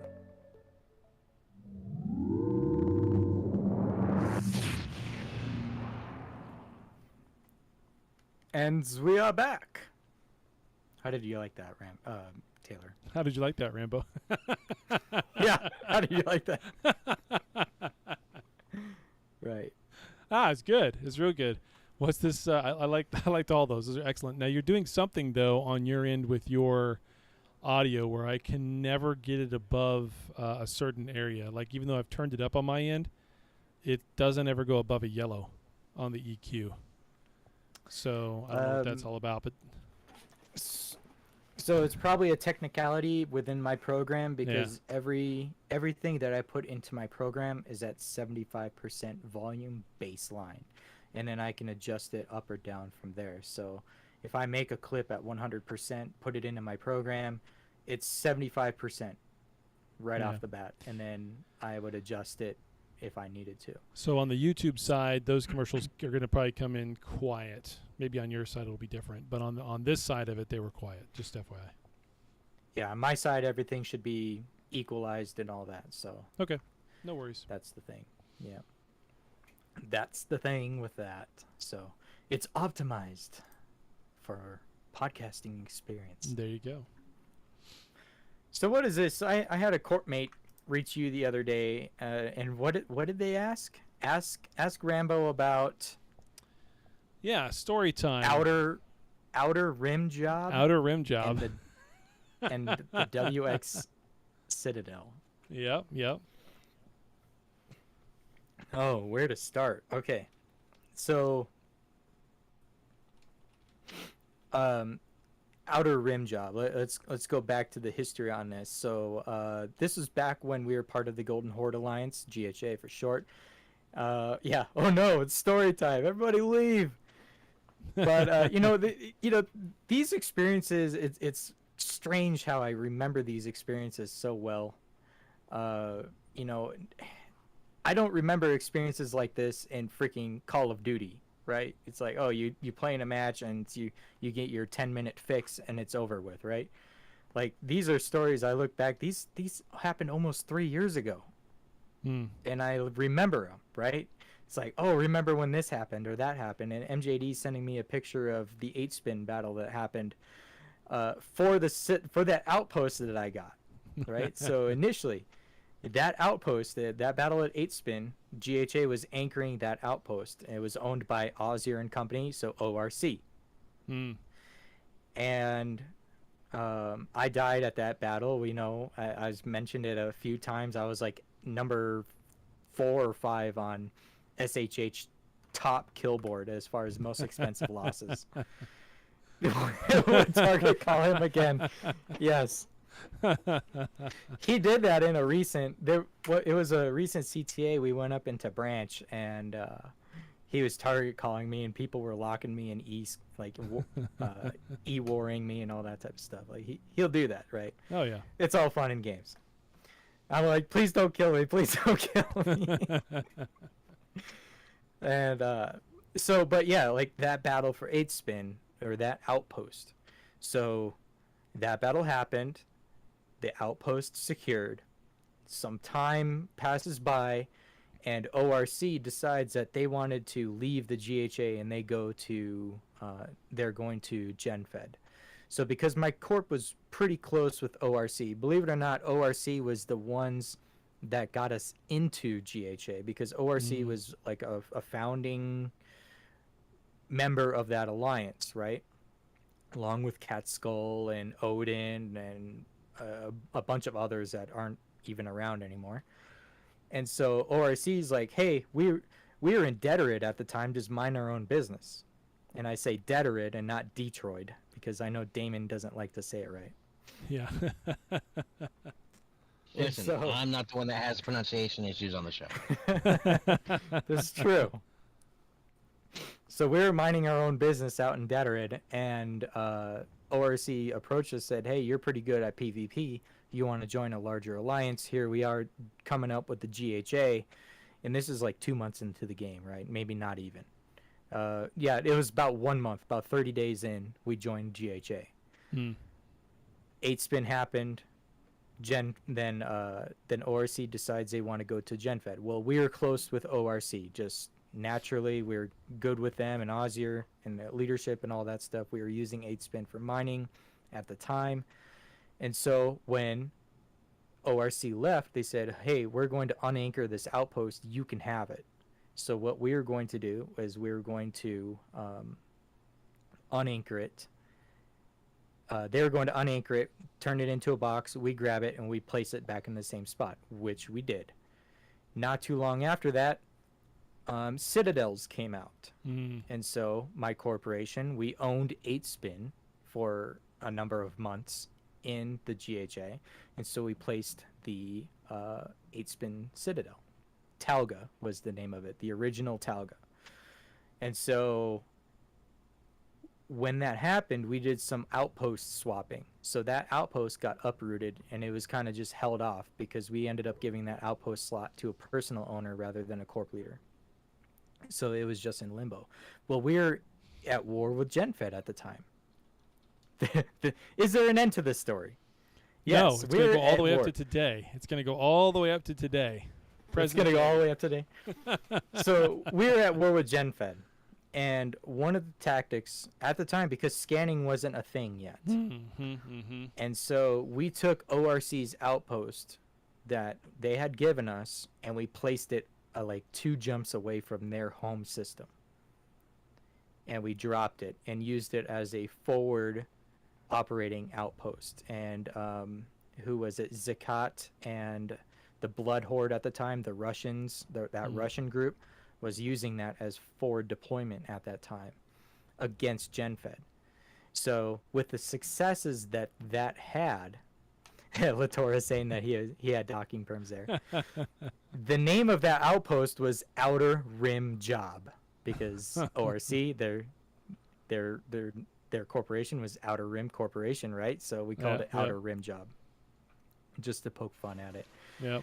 So the war kept on, right? The war with GenFed and all that stuff. Well, then there was that corporation, OZ. What was I think they were just called Oz, and their ticker was OZ. They had joined the GHA, and they were neighbors with me. And they were like, oh, hey, we're a small corp, but we think we can do big things. And so the military, GHA military, was like, okay, well, we have some plans. Let's try and do something. And so they anchored the WX Citadel right next. That was one jump away from BZ-TAC, which was GenFed's home NPC station. And granted, behind ZID, WX was like the second or third largest battle in the game at that time. Not only was not the anchor of it, but the defense of that anchor, and then as well as like a defense fort that happened a couple days or a week later. Some of the largest battles. But the WX Citadel, like part of my leadership team, they're like, man, we put that Citadel down. That's our Citadel, even though OZ has their name on it. And it's gone through multiple alliances, right? It's gone through GenFed and all of the wars. It's survived. Now, I think they joined 108, and it survived that long. And all of that, right? So when the war GenFed ended, we unanchored Outer Rim Job, and we sent it up north. And so it never got destroyed, even though as it was a forward deployed thing. And yeah, we got it out before scanning was all that. And then we moved up into SHH, and we dropped it into SHH space and was using it just for, corp activities and stuff up until the recent war, where it was like, well, we're going to war. It happened to be 7 months worth of war. We lost like so many outposts, but a lot of them we did unanchor as well. And so we did get to save it. And I told my wife, I said, it's staying in high sec forever. Staying in high sec forever. And so it'll be forever ORC's Outer Rim Job outpost that we own. So that's basically the story behind. I don't know what Shaq what else he wanted to tell. Like, no, I think that's pretty. We did change the name of it to something snarky, but that was basically it, man. It goes. Who would have thought that an outpost can have that much story behind it? I mean, granted, there's more story to it that's kind of summed up, but the experiences that we had, and I had I literally traveled 70 jumps to move it up into SHH space while gray with GenFed at the time. You know, and all that crap, and we used it as our corp outpost until we claimed Sov in SHH space, and then here we are, almost 3 years later.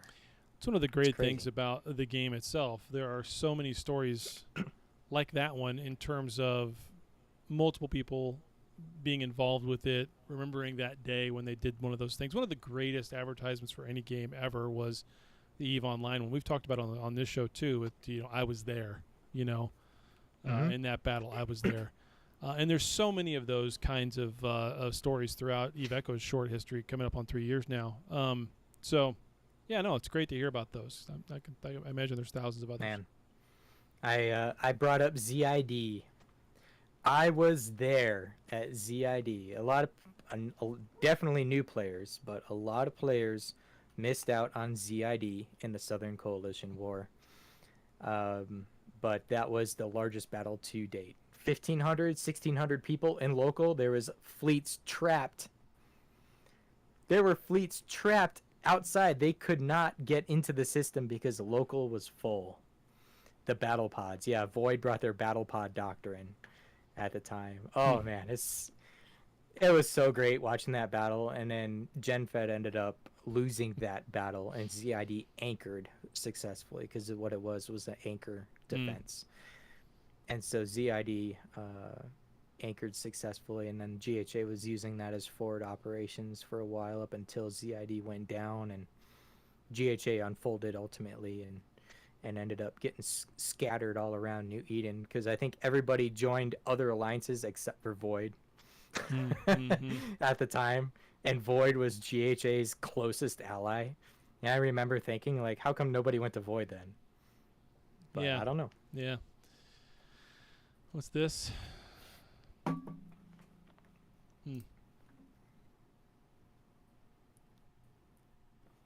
I don't know what this is. Somebody putting in Myth, DBL. Someday the anchoring thing and the drama over anchoring will be a thing of the past because every single system will have a T4 or the soon-to-be T5 in it that you can't kill. It'll just be intosing it back and forth. They got to change that. They got to change that. That's stupid. Got to be able to blow them up. Yeah. So, did you have any other requests of stuff that would have happened? I know that was one, but no, that was pretty much it. Did anybody else want some sort of story time as to what happened and when? I mean, I've been a part of a lot of big battles and stuff, and in my tenure in this game and covering it. The GHA council fight story. Put everyone to sleep. When I was in the GHA, I was not yet a CEO. So when did your relationship with Benzie sour? I don't think it really necessarily did sour. It's always kind of been the same in my eyes. But when we were in GHA, I was not a council person. I was not a CEO. I just managed recruiting, and that was it. It wasn't until we went into SHH where the CEO previous but ahead of me decided that he was going to step down, and then I got voted in, blah, blah, blah, blah. The rest is history. But the whole senior partner council thing was absolutely hilarious because I did have people in it. And they went up for not necessarily re-election, but a new group of council members were getting elected. Evil Darkness was part of the old senior partner that old council. Well, he had somehow diploed his way into keeping his position on the council, but everybody else had to give their jobs up, including one of my members, and so and others in other major corps that were in GHA, right? Well, I had another person in the running in my corp, which happened to be Shack Attack, to go as part of the council, which he did win. But during the whole voting process, we are actually on our way out of the alliance. And we hadn't told Evil Darkness or any of the other corps that we weren't working with. We were working with Zan, DLT at the time, Zell, rest in peace, and others. We're like, okay, well, if we leave the alliance, do we just make our own alliance, or do we join SHH under their alliance and just leave it at that? That's ultimately what we decided doing. But it wasn't until we left with Zan where other alliance or other corporations like Gone, there's another CDIN was another one. There's like there's like 5 or 6 corporations that left GHA that went to SHH. So it's like, well, shoot, we could have made our own alliance, because at the time I think there was a 10 corp limit at that, maybe yet. I don't think it was at 30 just yet. And so, that was that whole thing with that is, juggle, do we make our own alliance or not? So we ended up doing that. But during that time, that council election was happening, and I think Arthur Gregory won. Somebody ended up taking and winning the council right as soon as it basically disbanded. GHA just freaking imploded on that day. It's like, nope, we're out. This corp's out, this corp's out, this corp's done, blah, blah, blah. And then that person was just held with a bunch of crumbs, basically, and they had to pick them all up and, like, try and sew everything back together and hold off on it, which later I think they ended up moving up into the Veil and turned into the Veil Coalition. And then there's history behind that. Right, so holy crap. Is Dragonborn, what happened to N7 Dragonborn? What happened? I do believe I seen him recently. I don't remember where I saw him. I don't know if it was in local or if it was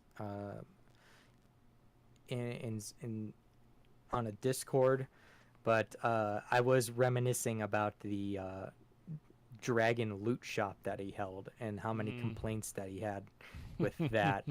That was another major GHA complaint. I mean, we could talk about GHA all day. I mean, it's all history, but people are like, oh, what happened to Avalia, or what happened to Dragonborn, or what happened to Bojangles, and so, Neon Poison. There's a lot of big personalities back in the day that were like, yeah, they all disappeared.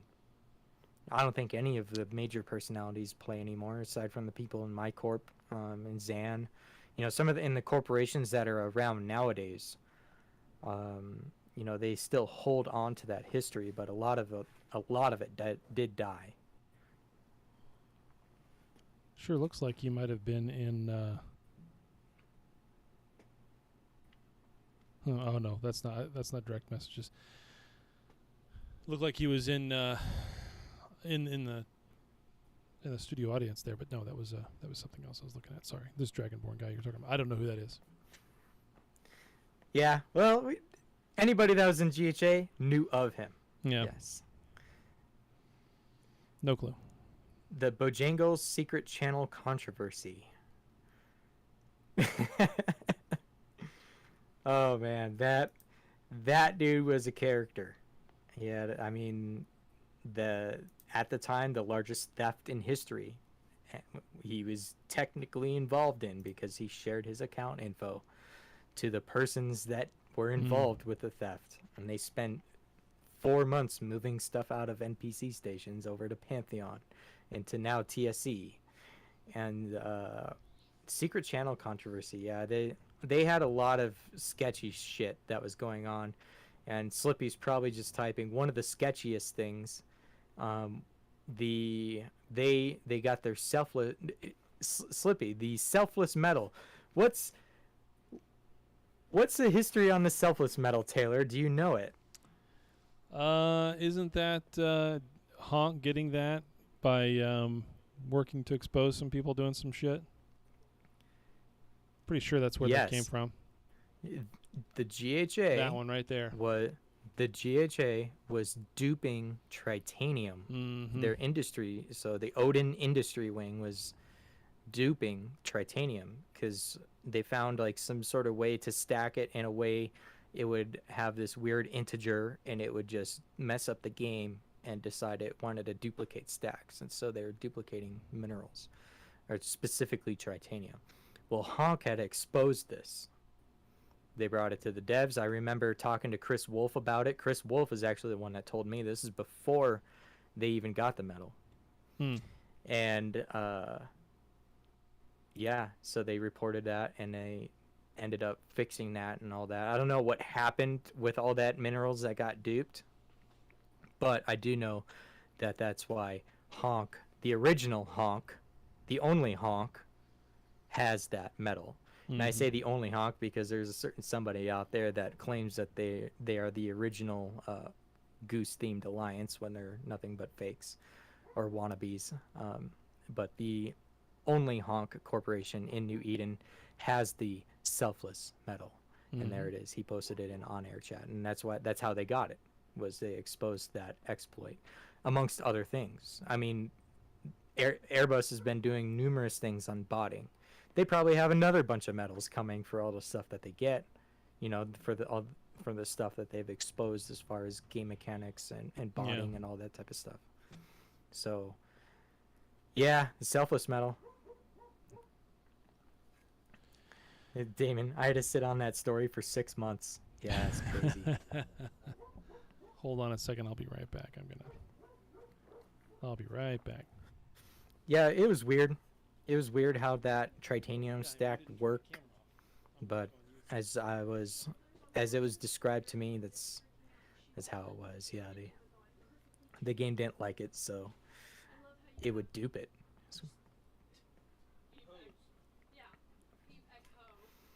Taylor. Rip. All right. Nestville, next question. Who else wants to know some history of the game? Who did what?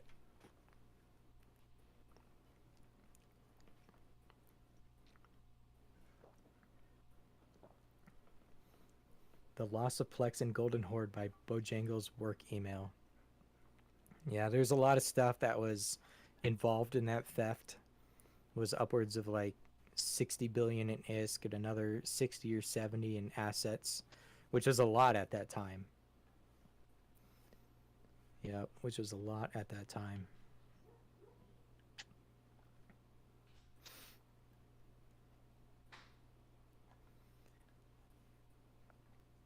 First big beta group that got killed. I don't know. Could it have been, what was the name of that?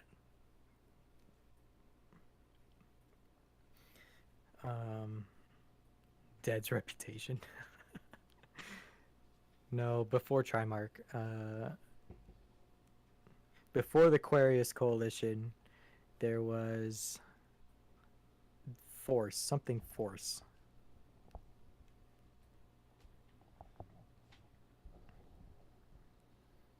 Elysium. Op Force, yeah. I don't remember Ethereal Legion, but I remember Op Force being a thing. A lot of them went to GHA. Yeah, OP4S was Serial was in that way back in the day. Yeah, Evil Darkness, Zell from DLT. They were in Op Force. My dogs are barking. I can barely hear it. I had to go kill a spider for my daughter real quick. That's what I was doing. Big fucker. All right. Anything else? Anybody else? Fun story time, right? Yeah. Yeah, that could be better. I like the outlines of the hurricanes, but other than that, coloring's off. I think my dog broke out.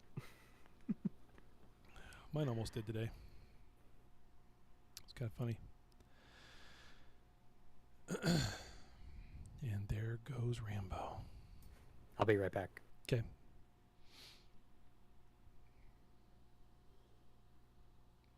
Yeah, my side of things, the history of C-137 is not as comical or as deep as the rest of it. We were in Pravi for a long time, then moved north to Silent. Join Care Bears with Guns. C-137 doesn't even exist anymore. Merged, they made a new corp and merged a couple of other corps and Care Bears into one big one called B1G or Big. So there's a lot of little stories that happen along the way for that, but nothing involving huge battles other than when No Please Stop just ripped us apart. And probably one day that was fun.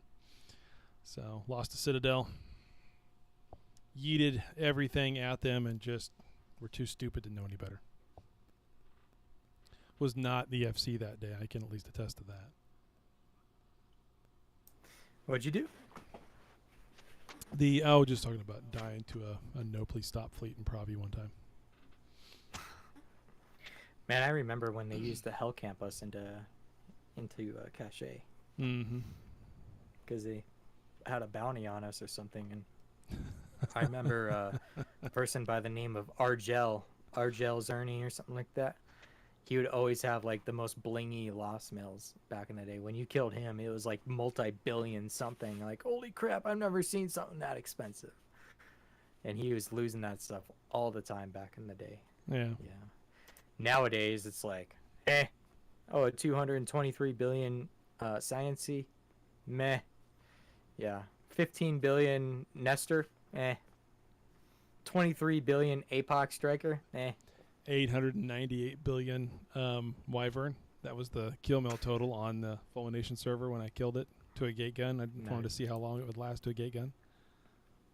Lasted a full minute, but it died. Yeah. All right. Then I didn't really have anything else here. No, that's about it. Yeah.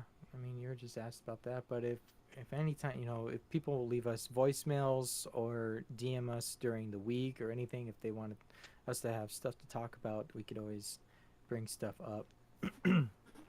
But as far as game news, anything related with that, I mean, we're pretty much caught up for the week, so I don't know if anything major going to drop on Wednesday. I don't know. There's nothing that I've seen or heard of as far as anything new on Wednesday coming, other than maybe just some normal patches or something. Ship naming, containers, no idea. Still don't have a clue when that's coming. Corp increase, size. Yeah, corp size increase. It's killing me. WTF, man. Like, I'd almost forgot about it until you just said something with containers. I was like, oh crap, yeah, we're supposed to see. Yeah. Corp size increase. One of these days, whether it's added to the corp tech or they just be like, oh, boom, there it is. Flick of the switch. You're gonna have 500 people in now. Yeah. Ooh. Okay. Damon, who is your first? Damon, who's your first matchup against? Are you matched up against Maddie? In the first match, he is. Yeah, you're not gonna ever fight against me then. Sorry, Maddie's gonna wipe you. Yeah, Damon's dead. I opted just to go from straight to Maddie to Taylor, basically. That's just how the bracket's gonna go. Just maybe. Maddie versus Taylor. We'll see. Yeah, we'll see. I have my corp betting against me, so I told him. I said, hey, you want to win easy money? Put your money on Gengar. Yeah, we'll come up with an interesting. It'll be an interesting fit. It's going to be an interesting challenge to figure out how.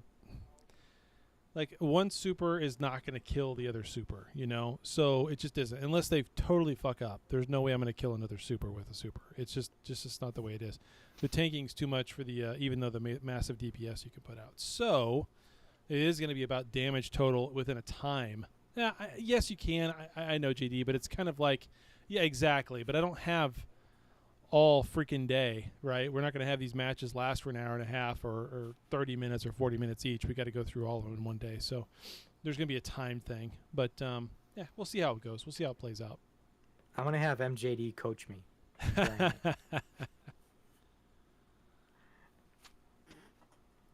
I'm already building excuses as to why I'm going to die. Yeah, probably. I don't think I'm going to lose to Jubileus. Well, who's the first guy I'm playing? I don't know who the hell that is. JTR. I don't know who that is. If I don't beat him, I'll hang my head in shame.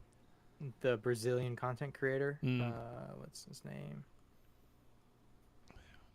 I have to go back and look at it. Where is it? Discord announcements. Yeah. J4C AR3H. Yeah. I'm not really sure how he calls himself. But then it's Joe Joseph versus Jubileus. And then the other Joseph side of the versus bracket, Juby. I can't wait to. Maddie versus Damon, and then me versus Gengar. Which, for some reason, they just like putting my corp up against Spy Corp. It's like, what the heck? Again. Looks like I'm going against Gengar once again in round 1. It's just fate, I guess. I don't know. It's just how it happens. And maybe, I don't know how this was made up, because Mario put this together, so I don't know how he came up with the brackets, whether they were drawn or however, but that's just how it ended up. Yeah. And speaking of, Mario isn't even in this. He's just hosting it, I guess. Yeah. And Well, doing we all the didn't have yet one more. He needed one more for the brackets in order for him to get in, didn't he? Something like that, or more than that. Maybe. I don't know. Well, I know he initially asked the content creators, and then those that were interested had to once again confirm on the time that it was, and then those that were available to do that time made it to the bracket. So there it is. It's complex with freaking time zones. It's freaking dumb. And just like how we learned with the Science C Cup, trying to schedule these matches a couple days ahead of time is like, holy crap, it seems like it's not enough time, let alone the game won't let you ask for another, it won't let you make a match or challenge an opponent within 24 hours, and actually it was within 32 hours you couldn't make a match to an opponent, which is absolutely dumb. Yeah. And it's like, you want us to have this match within 48 hours, and it's like, we don't have enough time. Yeah. Is lightning up yet? What is meant by that? Maybe he means lighting. I don't know. Is lightning up yet? I don't know what he means by that. 2 o'clock in the afternoon works for me, Damon. Works from 3 for me, actually. So, or maybe not. Maybe it is. Is it 2 for you? Then maybe 1 for me. I don't know. I guess I have to look at it again, make sure I'm there. I do have to do the color commentating of each round. Okay. So stay tuned for that next week. I'm sure we'll be pinging it, all that. For the content creator clash. I'll be there. Taylor will be there. And we'll make some fun of it. Yeah, we'll. Oh, yeah, for sure. Even if I lose, I don't care. I'm just there for the fun. So. Yeah. I'm not expecting to win. No. But if I do. I think it'll just be fun. I'm going to try to win, though. I mean, I've got a couple of ideas about how I would do things, so I'll try to figure out which way I want to go. But cool, man. You got anything else? Nope, that's it. We shall call it a show. Alrighty. Yeah. Damon entered to shoot Taylor, even though Damon's probably going to lose to Maddie. Rip. But if there's time, the 2 of us should do it anyway. He means gypped, yeah. He got gypped. All right, Taylor, time for your content creator shout out. Oh, boy. To all those content creators that I don't know. There are plenty of them, though, all around. Obviously, Heron Explorer, Blink Fleet, those are great videos. Go check those out over on YouTube. Make sure you can subscribe. Damon Zell, of course. He's been putting up video after video after video constantly. Latora Tassadar was here tonight with us, and of course he puts out some great videos. Every once in a while, I get to see myself shot and killed in them, so that's always fun. Not that they're like official CCs, but Honk always brings all sorts of content, so that's always fun to watch them too. And then all the other small content creators out there that keep the show, keep things coming into the show, as well as keeping things fresh all around Echoes of New Eden. You should get on YouTube and search for them, Twitch as well. They are there, and they're entertaining to watch. Any other content creators that's listening? Yeah, there's tons. Any other content creators that's listening and you want to put your stuff on this Discord, we have a space for you to go and do that. Any other CCs that want to give away Duo Omega every week like I do, you have a space here that you can come and do that. Just ask us and we'll give it to you. Right.